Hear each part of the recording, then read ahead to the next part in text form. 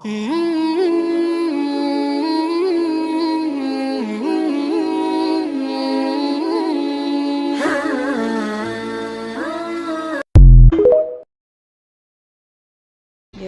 Assalamualaikum warahmatullahi wabarakatuh.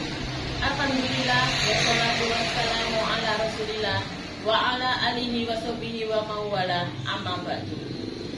Para sahabat Fatayat NU dimanapun berada, Allah bersabda dalam kitabnya, Bismillahirrohmanirrohim, Inna a'toina kal kausar fasolli li rabbika wanhar inna syani'aka huwal abtar. Shadaqallahul adzim.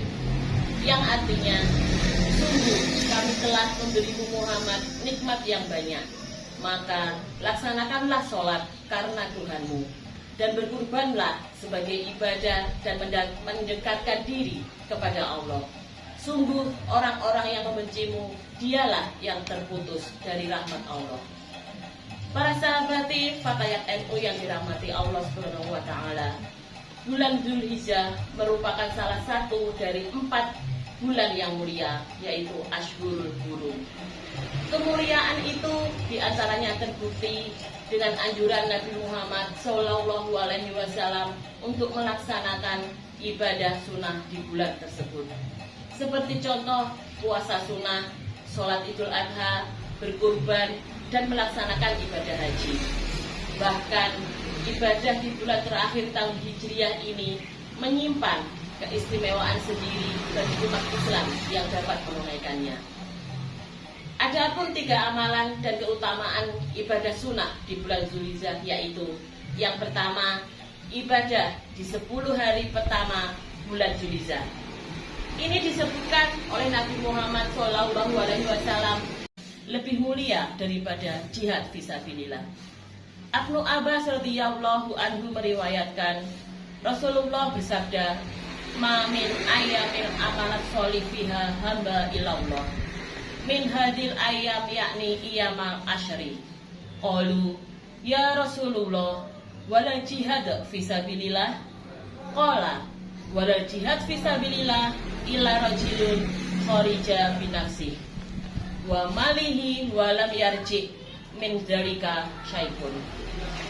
Rasulullah bersabda, tidak ada hari di mana amal saleh padanya lebih dicintai oleh Allah daripada 10 hari ini, yakni 10 hari pertama Dzulhijjah. Para sahabat bertanya, tidakkah juga dari jihad fisabilillah? Beliau menjawab, jihad fisabilillah juga tidak, kecuali seseorang yang keluar dengan diri dan hartanya, lalu ia tidak kembali lagi dengan satu pun dari keduanya. Selain melaksanakan kurban dan sholat Idul Adha, pada awal 10 bulan Dzulhijjah juga dianjurkan untuk memperbanyak ibadah sunnah, misalnya dengan puasa dan zikir. Hal ini sebagaimana dijelaskan Imam Nawawi dalam Al-Adhkar An-Nawawiyah, bahwa zikir di 10 hari pertama bulan Dzulhijjah itu disunahkan. Selain itu, Nabi Muhammad SAW sebagaimana diriwayatkan Imam Ahmad juga menganjurkan untuk memperbanyak berzikir di 10 hari pertama bulan Dzulhijjah. Tidak ada hari-hari yang lebih agung di sisi Allah dan amal soleh di dalamnya lebih dicintai oleh beliau daripada 10 hari di bulan Dzulhijjah, yaitu 10 hari pertama.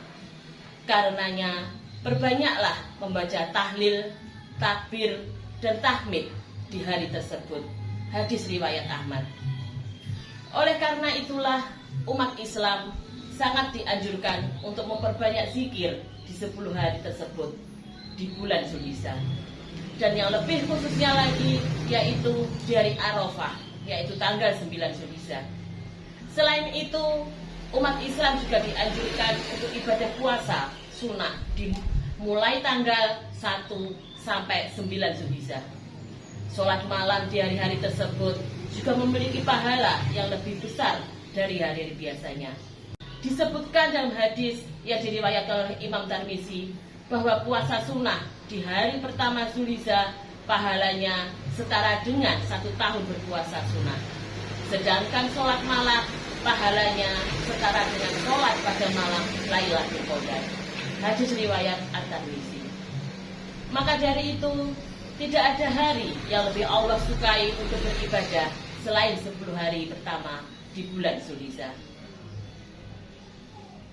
Puasa Tarwiyah yang dilakukan pada tanggal 8 Zulhijjah ini dijelaskan dari salah satu hadis yang artinya bahwa puasa di hari Tarwiyah dapat menghapuskan dosa 1 tahun, dan puasa di hari Arafah dapat menghapuskan dosa kita selama 2 tahun. Puasa Arafah yaitu dilakukan pada tanggal 9 Zulhijjah. Puasa ini sangat dianjurkan terutama bagi orang-orang yang menjalankan ibadah haji di tanah suci. Puasa Tarwiyah dan Arafah sangatlah dianjurkan untuk semua umat Islam agar kita bisa turut merasakan nikmatnya ibadah haji. Yang kedua yaitu puasa Tarwiyah yang dilakukan pada tanggal 8 Zulhijjah. Ini dijelaskan dari salah satu hadis yang artinya bahwa puasa di hari Tarwiyah dapat menghapuskan dosa kita selama 1 tahun, dan puasa di hari Arafah dapat menghapuskan dosa kita selama 2 tahun. Puasa Arafah yaitu dilakukan pada tanggal 9 Zulhijjah. Puasa ini sangat dianjurkan terutama bagi orang-orang yang menjalankan ibadah haji di tanah suci.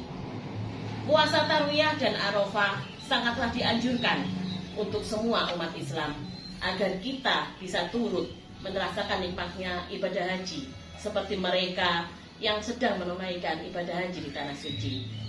Sebagai catatan, jika terjadi perbedaan dalam penentuan awal bulan Zulhijjah antara pemerintah Arab dan Indonesia, maka umat Islam yang Indonesia yang ada di tanah suci melaksanakan puasa Tarwiyah dan Arafah, yaitu mengikuti ketetapan pemerintah setempat berdasarkan perbedaan posisi geografis semata.